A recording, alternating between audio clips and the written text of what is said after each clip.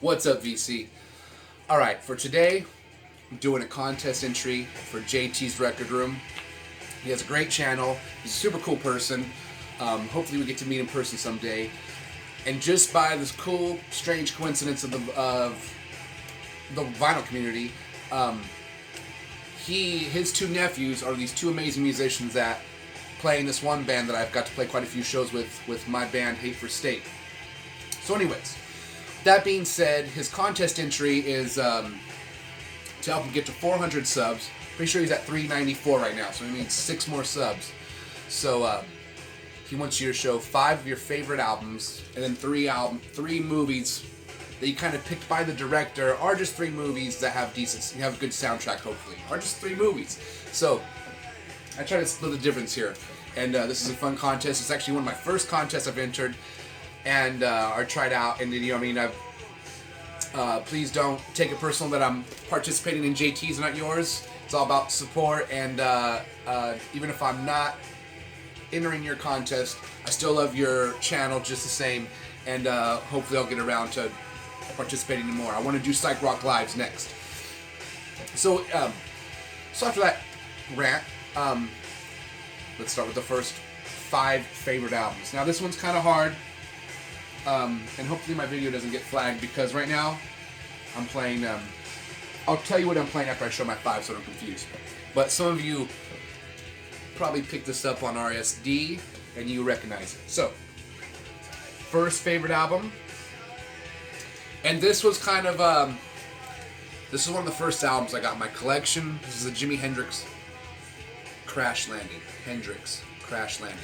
And this album is very popular from my hometown because the artist who did this cover art lived in our town. Well, my mom knew him, a lot of people knew him. And so a lot of people's parents, a lot of kids my age, parents, had this on vinyl, mainly because they all knew the artist did this artwork on a Jimi Hendrix. And actually one of my good friends, his mom has a huge, it's not an original, but it's a huge print from the artist that he made back in the day, only certain copies. That's huge. I mean, it's like the size of a Subway poster, I want to say, if not bigger. Alright, so this album means a lot to me because this was my first Jimi Hendrix album, and when I first put it on, the first side didn't get to me. I was like, it's really good, but I was not like blown away from hearing all the legendary talk about the legend. Well, I flipped the record over, and lo and behold, at this time I'm a little kid. I'm like 4th or 5th grade, like 5th grade. So, I put it on, and side 2 there's a song called Peace in Mississippi. It's an instrumental song, and I haven't really heard at that age just an instrumental guitar song where somebody is just ripping on guitar. And I heard that and I was blown away, and then it made me just fall in love with this record. I already had a guitar. I got my first guitar when I was 3, and I had a little electric guitar that was real electric guitar, but it was a miniature one, and then I got my full-size guitar at 10. So this was a huge game changer. It inspired me and then made me cry all at the same time, because I was like, that's just so impossible what he's doing. But definitely one of my first loves, so I had to show it. And I know it's like Jimi Hendrix is kind of cliche, but no, this is one of my first loves for real. So I figured we had to show it. So, and now it's not in chronological order really. That was just one I had to show because that was like one of my first loves. And that one is my. We'll back on this for a little longer. This one, my original one, I dropped. But I still have it broken in the original case, and it's on the wall in my cabin. And so this is my second copy I bought, and this ended up being my 1000th record in my collection. So super cool, and that was a while back when I got this. So, and anyways, so the next one I'm going with, Miles Davis, My Funny Valentine. This was my first, not this actual one, but I have the other one that I got for really cheap. It was my first Miles Davis record. It was my introduction to Miles Davis. And it blew me away. At the time of my life when I heard it, I was taking jazz improv. I really, I had heard his name so much, but I hadn't actually really just got a Miles Davis record. I don't know, I mean, it was cool that in whatever reason, but at this time I was very young, and the song "My Funny Valentine" is still one of my favorite songs by him. But this whole album is really good. You can I take turns investigating each person. Like I listen to them all together, and then like sometimes I'll just focus really hard on the bass player. And it's crazy because man, this bass player, what's wrong, Carter? Yeah, he the piano player Herbie Hancock's all over the place on this one. I mean, they're all kind of all over the place if you think about it. Even though this is not like Bitches Brew, it's more traditional. But that bass player is so tight with the piano with Herbie Hancock, as far as like they. To be keeping those notes in line the way they do, it's mind-boggling. So, my second album, I love this one. I'm gonna have to rant a little less about each record because it'll take for days. We'll kind of try to start a little chronological order. These are the ones, some older ones that I fell in love with a long time ago, and I'll pull in a couple recent ones. So, this album's this one's very special to me, and this is Pat Metheny's Off Ramp. And I still have my original version. I have 3 copies. I still have my original version. I have one I found in mint condition that was a pressing out of Germany that I got around Christmas, before Christmas, and I ordered this one from Greece, 180 gram audiophile. It's a German pressing. I'm pretty sure the other one was also, but this one, it was still sealed, and it was a 180 gram pressing. I have never seen the ECM even where it was like official 180 gram. Not, they always sound good anyways if they're not, but. This album, Off Ramp by Pat Metheny, Lyle Mays on keyboards, it's freaking amazing. Now listen to this. You can just listen to this all day long, every day, forever. And when I got it, a good friend of mine who was kind of like a father figure, he was one of my mom's ex-boyfriends, but he was still cool with my mom, so he would still come over.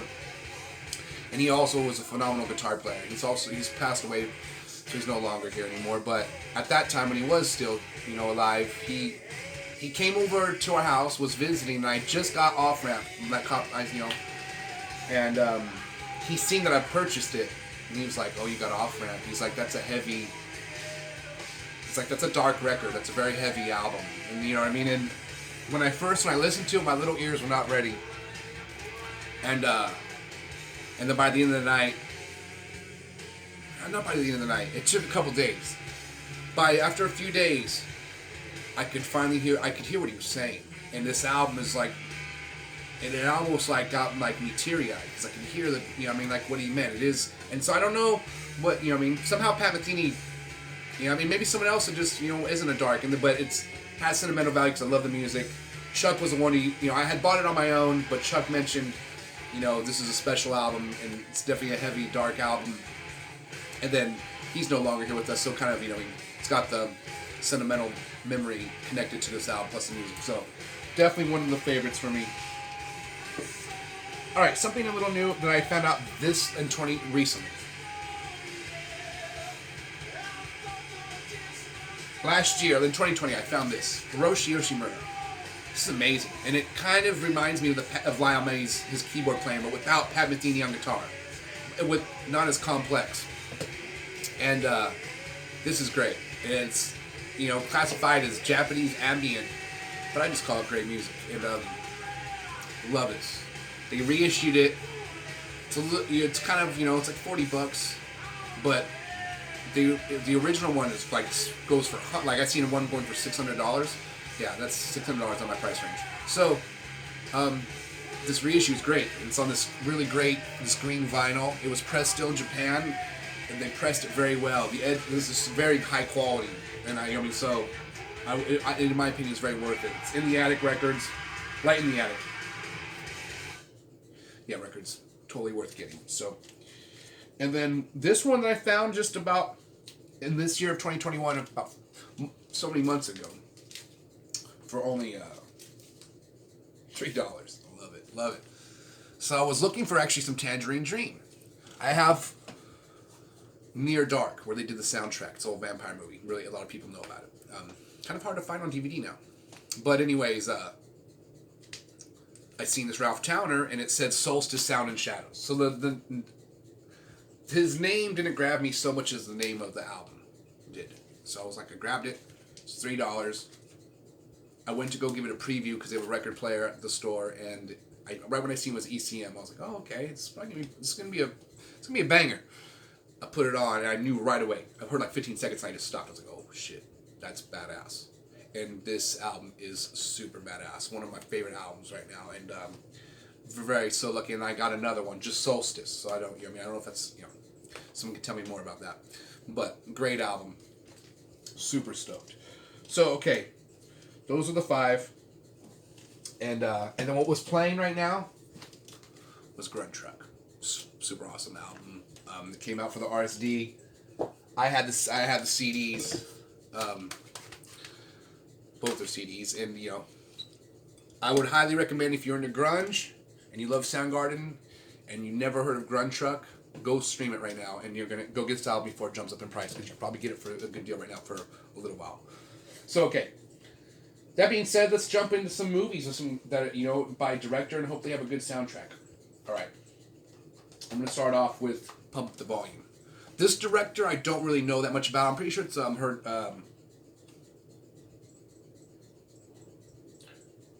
it's Alan Moyle. For some reason I thought maybe Penelope Spheres or something. Somebody might have done this, but anyways, awesome movie but great soundtrack, and I do have the soundtrack on cassette tape. The vinyl is kind of pricey. I might try to do it. You know what I mean? But I pull the lever. But great movie, great soundtrack. It's mainly picked on because I love this movie. It came out when I was a kid. I thought it was such a cool idea, having your own little having your own radio station and talking shit, and nobody knew who he was, and he was. I was shy when I was at school. Still very shy to this day. But I was raised in a house where there was lots of parties, so even though I'm shy, I know how to, go in there and deal with it. But this was like totally relatable, and I think it was for most people when this came out when they were kids. So super awesome, great movie, great soundtrack. Now let's go on to a movie that doesn't have the greatest soundtrack, but it's one of my favorite movies, and it does. The director is very well known, and he makes great movies. So boom. Planes, Trains, and Automobiles. I love this movie. My grandparents had a lake house that we would get to go to during the summer sometimes, and it was I was raised by my mom is amazing, but sometimes she was a single mom sometimes, so we couldn't afford to go on vacation all the time. But my mom still hustled some great vacations for us. But our big vacations that we were super thankful to do was go to the lake house with my grandparents, my mom, and everybody. And my aunt would bring some movies. My Aunt Lori would bring movies. And one of the movies she would always bring is The Great Outdoors and Planes, Trains, and Automobiles. And we would usually watch Great Outdoors first. And it was on this is on VHS. It's back in the day. She owned these movies, and she had them left at the lake house, I'm pretty sure. But it's my greatest memories of our watching this movie. So, and what's crazy, gosh, it makes me miss my grandma. All right, Planes, Trains, and Automobiles. I got soundtrack, and the soundtrack is not the best soundtrack, but it is a good soundtrack, and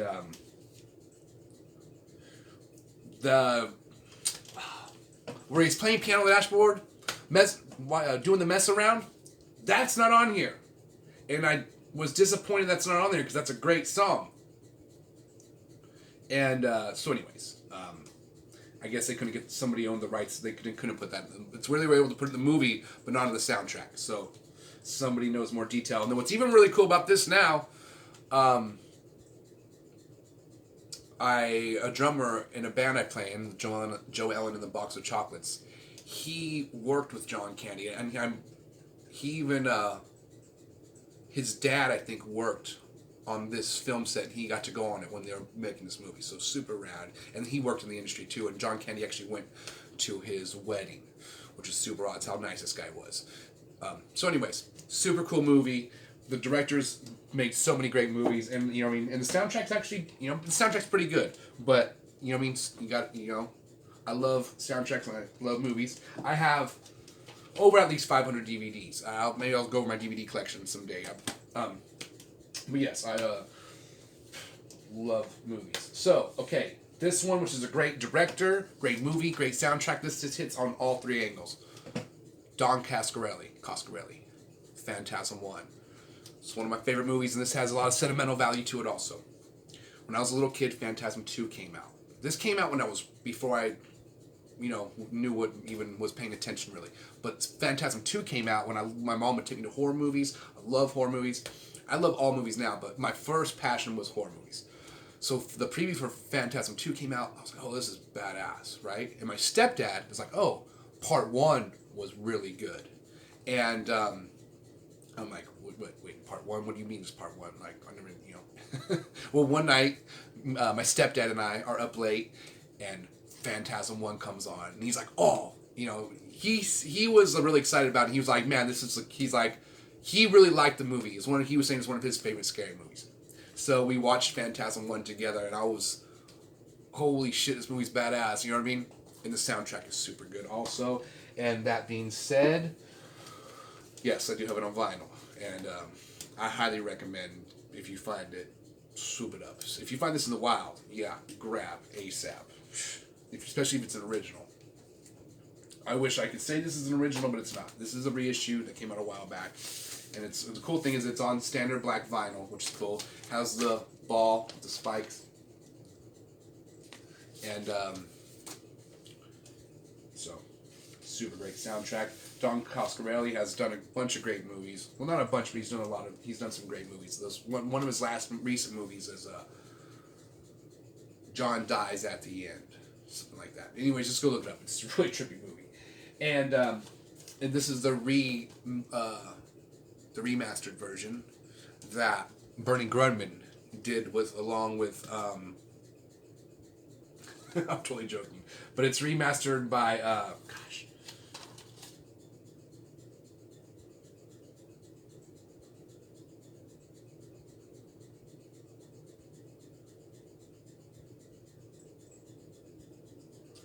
okay, hold on, sorry. I know it says it on here somewhere.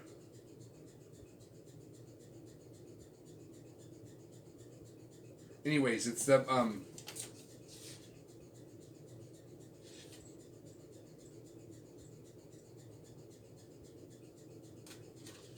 okay, sorry, I swear.